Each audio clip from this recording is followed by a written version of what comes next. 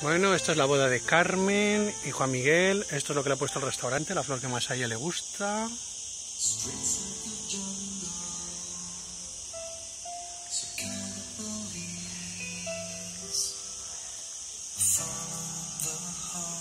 Esto es por donde pasará la novia. Decoración de Girilao, floristería artesana.